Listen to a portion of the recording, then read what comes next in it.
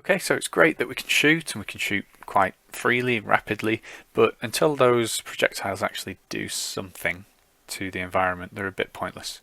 So we're going to have a look at sorting these targets out now. So if you find the targets in your level or you decide to make some of your own, just find something. I'm going to turn one of these into a blueprint and then replace the rest of them with the same thing basically. So I'm going to pick one, and then just as we did with the projectile, I'm going to hit blueprint and make sure it's saved in my blueprints folder, and then give it a suitable name. Let's call it target blueprint and select. Okay, so that has moved this particular object into its own little viewport there, and we can do stuff. Not going to do a great deal to it just yet. We might build this up depending on how much time I've got here. But let's just jump into the event graph, and we don't need most of this. What I'm actually going to have it respond to is taking damage. So by default, like you have an option to respond to any damage. So I'm just going to take this any damage event and just kill it. So let's drag off here and go destroy. Let's destroy this actor. So when this is damaged at all, it's going to be destroyed. We can come and we can build on this. So I'll probably do a few cuts again in this video, and we'll just slowly build up the behavior. But let's compile that, save it, and just jump now to the projectile. So the projectile is going to do the damage. So in here, in the event graph for the projectile, we want to make sure that we can hit things. So I'm going to delete those, and I'm going to add a hit. So I can't see it there, so let's just try event hit. Event hit, there we go. So now, when we drag it off this, we want to apply damage to the other object, the other actor. So let's just drag from other, and let's apply damage. And it doesn't really matter too much about the number because we're just going to destroy it. We're not really counting it as health, but eventually we'll change the system so that those targets have a health value. So let's just apply 10 damage, and that's probably okay. So let's compile that and save it. And we should be able to run up to this target here and shoot it.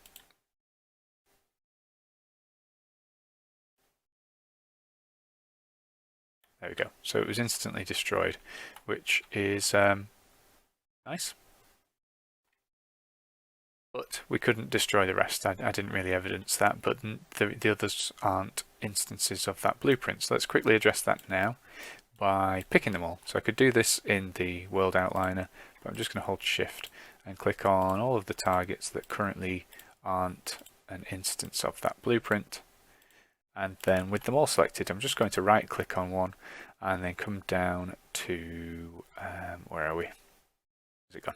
Oh, replace selected actors with, yeah. So it's already sort of suggesting one. I don't want to replace them with a player projectile. I want to replace them with the target, which it's not, because I've not got the target blueprint selected. It's not offering me it, so I'll just select the target blueprint, and now we can replace selected actors with target blueprint. So now they should all be shootable. Let's just fire and hope. There we go. Yeah, so we can start clearing these targets out, which is good. Good. Yes. But we need to evolve it a bit. It's a little bit dry, isn't it? I think first of all we could destroy the projectile whenever it hits something. So it's nice that they're bouncy and stuff, but I don't necessarily want that to stay. So I think whenever the projectile hits something, I'm going to destroy the projectile as well. So after it's applied its damage, let's just destroy it. There we go. So in addition to applying some damage, it will destroy itself. Let's just check that.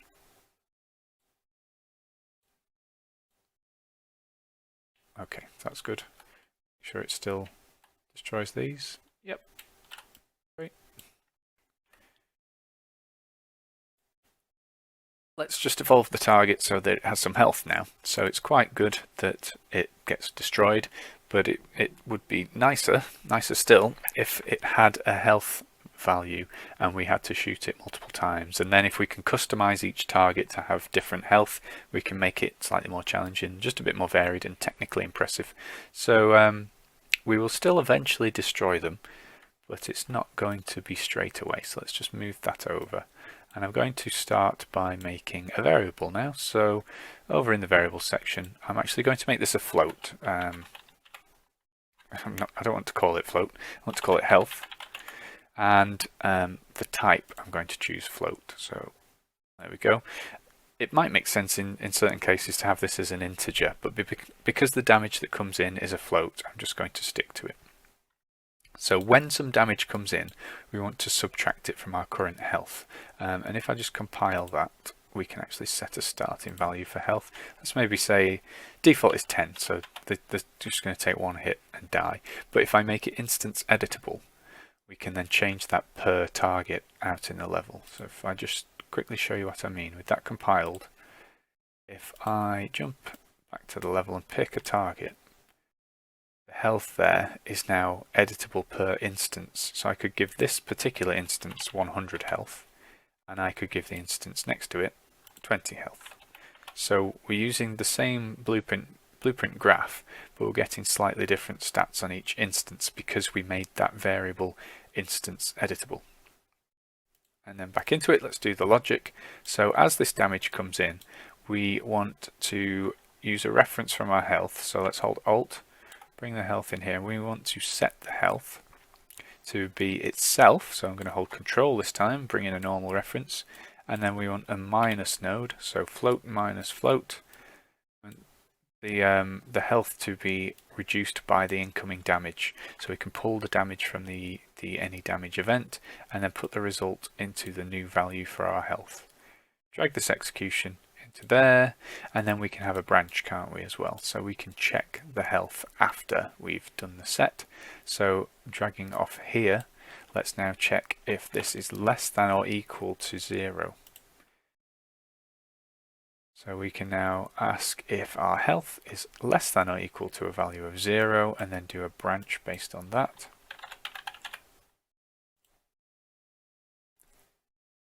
Make sure it's all wired up.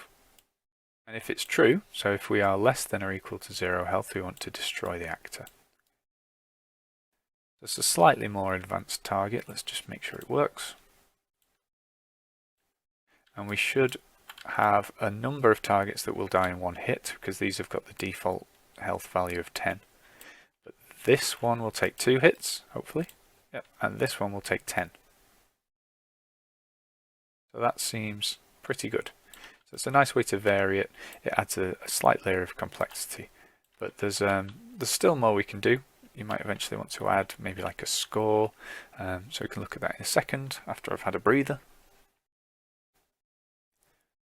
Okay, let's add that score in. So just in the target blueprint, this is going to need a bit of communication from this particular blueprint to the player as well, depending on where you want to store the score. But just for simplicity's sake, I'm going to come to my first person character. We should maybe comment this just for later in case we come back to it. So this is firing. And I'm going to make a variable in my player that just keeps track of score. So this can be an integer. And with it compiled, we can have a starting value of 0. That's good. We can actually access this variable from our targets. I'll show you that particular way, but then we'll make it more efficient because we now understand functions a little bit more. We can evolve our blueprinting to make use of them. So just over in the blueprint for the target, when we destroy it, or just before we destroy it possibly, we want to award some points to the player. So what we can do before this destruction is that we can get a reference to the player and increase that score value. So we can just pop off, in fact, let's get player, let's get the player pawn, and we will need to cast this. So let's cast to first person character, and that now will grant us access to that score variable because we're telling it to treat it as the blueprint we've just been editing. So if we, when we've killed this target, we're going to cast our player pawn to a first-person character, and then we're going to give them some points. So let's drag this and set score.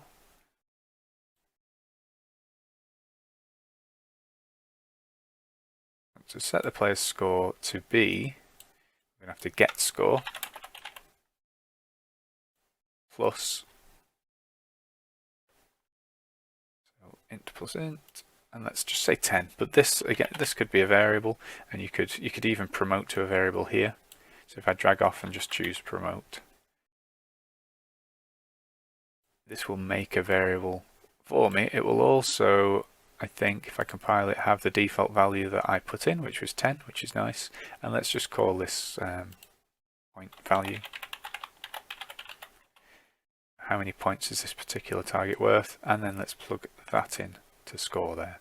So we're going to set the player's score to be the player's score plus the value of this target, and then we're going to destroy the actor. It might be worth doing a quick print string here, but this is getting quite lengthy, isn't it? So let's just do a print string with that score, neaten it up a bit. Okay, so that's a fairly lengthy chunk of nodes, but it should be functional. So let's go back in, play.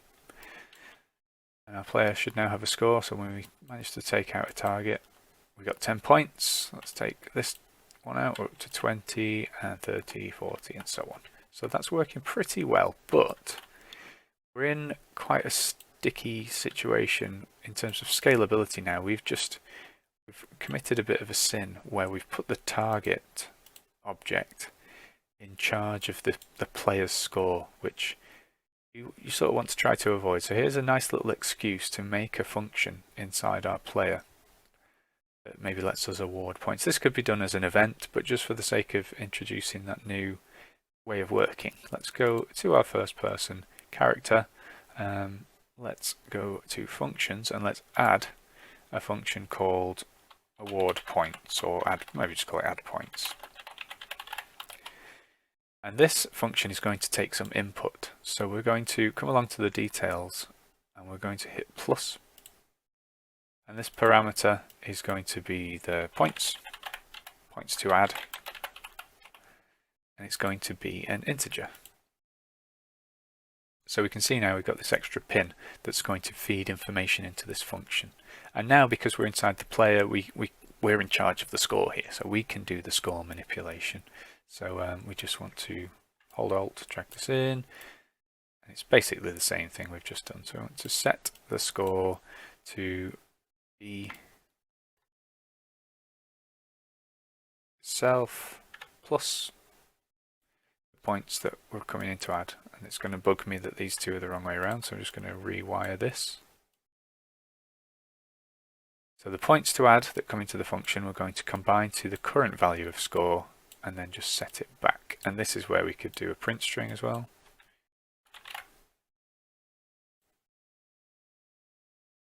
So just give us our new score. And compile that, save it, jump back to the target blueprint now. So instead of manipulating the player's score from here, we can actually just, because we've cast to a first person character, we can get access to that add points function and then tell it how many points we want to add. So 10 points, or get a reference to our point value, plug that in, which is even better. And that makes a much nicer event graph here in the target blueprint, and for like future proofing, especially in group work and stuff. More importantly, it gives the player control of the player. We don't want targets, we don't want random blueprints scattered around our game to be in charge of our player, because that's it's quite easy to get tangled in a web of spaghetti code. That's quite a nice way to go about it. We might fold a few more functions in as we go. Yeah, but again, just going to take a breather and I'll cut this video. So just to wrap this one up, what might be quite fun is adding a bit of movement, and you do have a task to make them move. I think ideally the task wants you to make them move around so they're harder to hit. But just for a bit of fun here, let's try and simulate physics on them. So we'll see how that goes. So when they die, instead of being destroyed, or instead of being immediately destroyed, let's maybe see if we can push them around. And for this to work, we do actually have to make sure they are movable. So I've just clicked on the static mesh there, made it movable. Let's make sure there's no sort of similar setting for the root. Right, so that is movable, that's good. And then let's drag it off here. So after we've added points, we want to make the static mesh component simulate physics. So let's start simulate physics and then make sure we're getting the right object. So this static mesh component hopefully is a reference to that. Let's just triple check by dragging it in. So we want to make that static mesh component simulate physics, and we want to turn that on. And just to sort of give it some motion, let's just do an impulse. So we can drag off this and we can add impulse.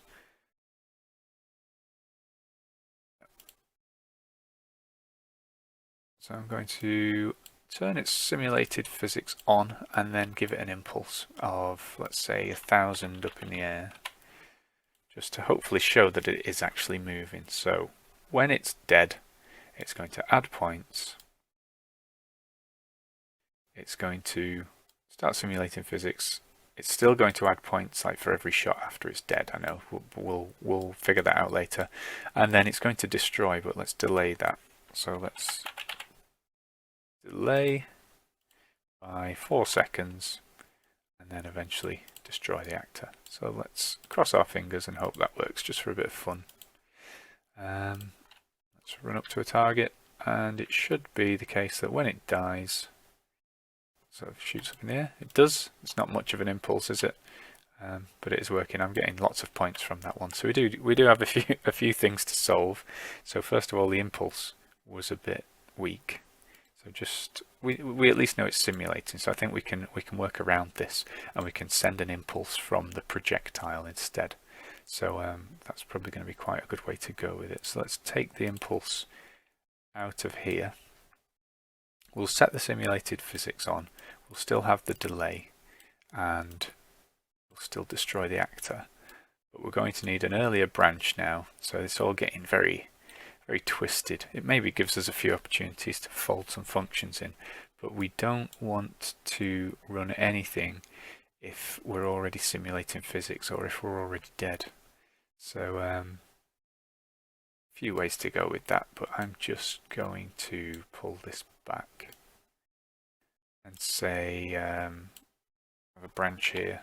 So branch, and let's just check health. So if health is already less than or equal to 0, it means we're already dead. So we only want to continue from there if that's false. So maybe I should have twisted this. Let's use a different box. Let's check greater than 0. So if the health is greater than 0, we do actually want to do the rest of the logic. So this just means that during that delay before the actor's destroyed, we won't keep awarding points and knocking health off and adding those extra impulses from in here, even though we've removed that node. So yeah, there's different ways to do this. This could be restructured with functions, and if you're in the lecture, maybe we can do that collectively if we bang our heads together.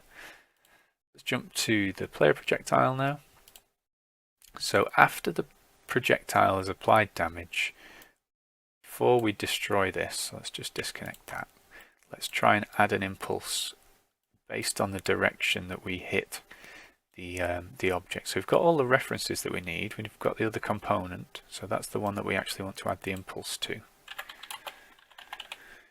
Let's add the impulse to that target, and now we can actually make the direction a bit more relevant. So there's a problem as well where we only want to do it if that component is currently simulating physics. So let's just add a branch as well. So make a bit of space. So I'll drag another reference to this one and do is simulating physics and turn this into a branch. So we will only try to add an impulse to it if it's simulating physics. Okay. It does mean this this destroy is only going to happen when we hit something that's simulating physics, but well. It's a bit more fun anyway. So now we need to add an impulse, and we've got a bit of information. We've got the hit location, so we could add an impulse at location there. That might be a better way to go with it. That's good. Let's add an impulse at location. So I'm going to remove that node, and I'm going to add impulse at location.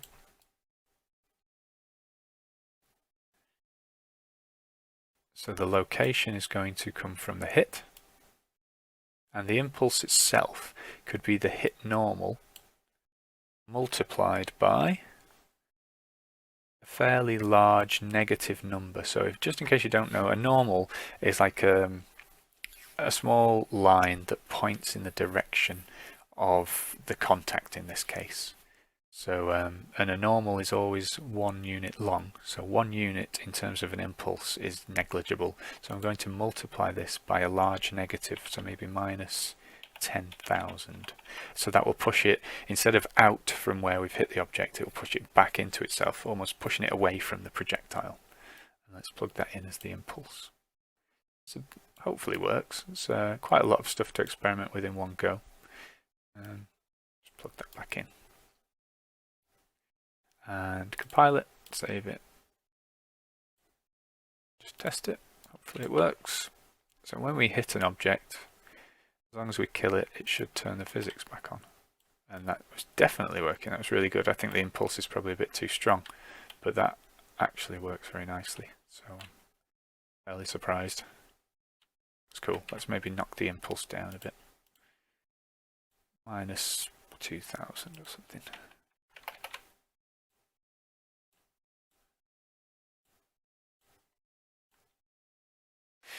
The blueprint's getting messy, and this is where functions are really good. Functions and macros, actually. I know I've not folded a macro in yet to these demos, but you can really neaten up this blueprint by thinking about what your functions offer, like what sort of information they can process in a separate little tab. But that's all really good. So little challenge for you to neaten that graph up if you are going to take this particular behavior. See if you can make it a bit neater. I'll see you in the next video where we'll be wrapping up this particular week.